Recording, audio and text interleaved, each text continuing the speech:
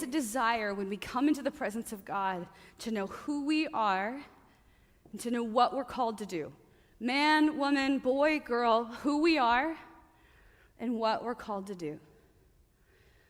This is the narrative as the people of God that moves us forward. It's the answers to these questions, who am I and what am I supposed to do, that we ultimately find freedom and fulfillment.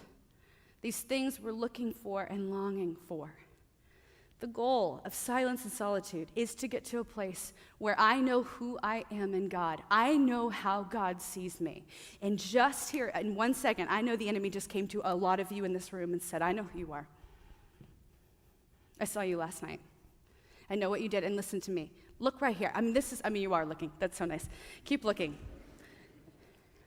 I just know beyond a shadow of a doubt that God tonight wants to say to a lot of you that you have been buying into the wrong narrative.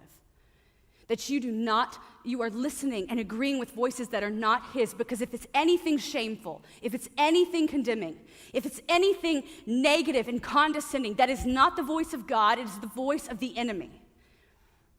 So right now, if that's happening and you don't know me, you don't know what I did, I don't care. I know what's true. I know that you are loved by God and known by God and seen by God.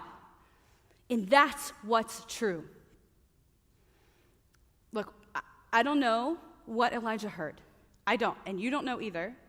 But what I know is he realized more clearly who he was when he stood and sat in the presence of God. And when we allow ourselves to be in the presence of God for a good amount of time, not just like I came here and I had a worship experience, but when we allow ourselves to be in the presence of God, we begin to see things as they really are, and that includes us. That includes you, who you really are, how God really views you, not the way the enemy's telling you he views you, but how he really views you.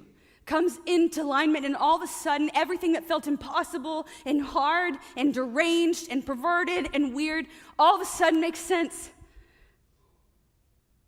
The whole point of silence and solitude is to come to a place of peace about ourselves and about our lives. And this is a place of peace. It's supposed to all be rightly aligned with God's perspective. We all have narratives and scripts we were given. We've talked about that in our emotional health and in all that stuff. Your parents told you something about yourself. Your dad, he did or did not tell you something that was really important. Your mom, she did or did not tell you something that you needed to hear. And you have been buying into that narrative subtly or maybe profoundly for your whole life. God needs the space to readjust it. Because listen, you don't hear it from your friend who's like, girl, you're not like that, or whatever. I don't think boys talk like that, but maybe. Maybe you do. That's not who you are, bro. Yeah. I think that's right. We have to allow God to readjust us and correct us.